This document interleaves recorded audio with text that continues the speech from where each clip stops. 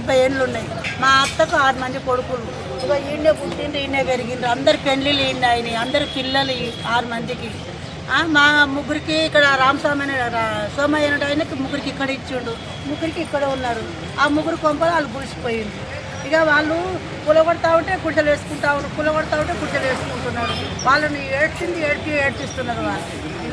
ఆ పిల్లలు ఎట్లా చూసినావుగా మేడం, ఎట్లా ఆ పిల్లలకు పెళ్ళిళ్ళు, ఆడపిల్లలకు పెళ్ళిళ్ళు, మగ పిల్లలకు పెళ్ళిళ్ళు.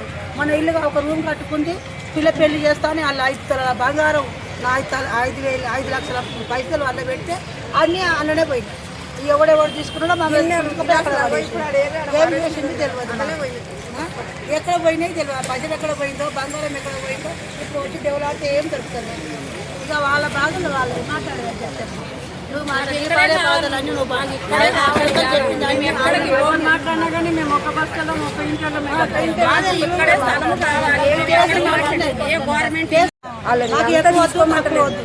నేను కూడా ట్యాక్సీకి వెళ్ళాను.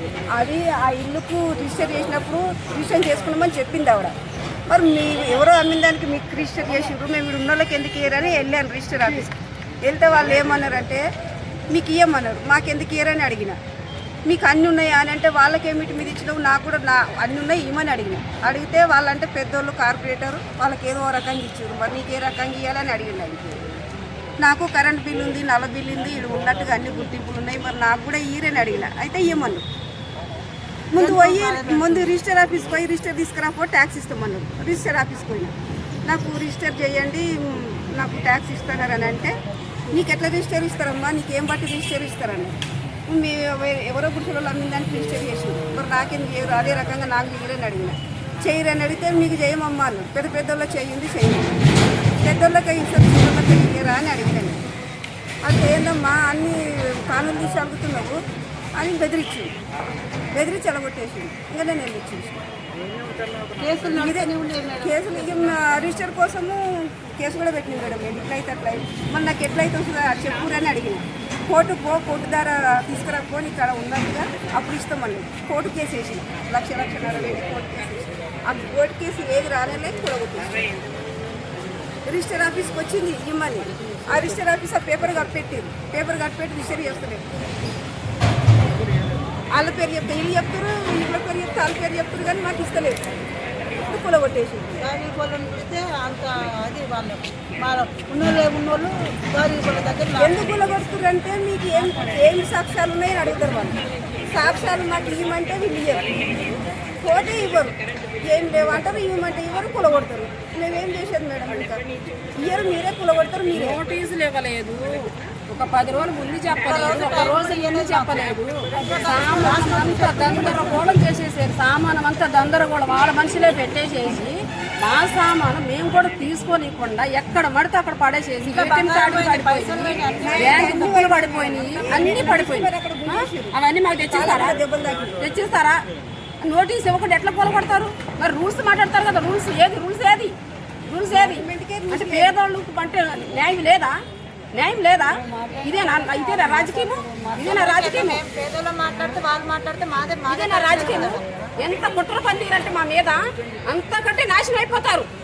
చెప్తున్నా కదా, అంతకంటే నాశనం అయిపోతారు. మమ్మల్ని రోడ్డుకి ఇక్కడ లాక్కొచ్చారు, రోడ్డు మీదకి.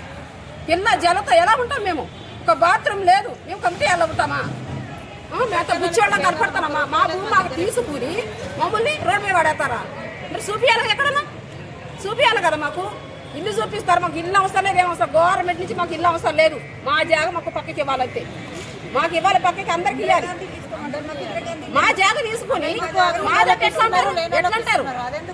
ఎందుకు ఎక్కడో ఇచ్చే అవసరం లేదు మాకు. ఎక్కడో మాకు ఇచ్చే అవసరం లేదు.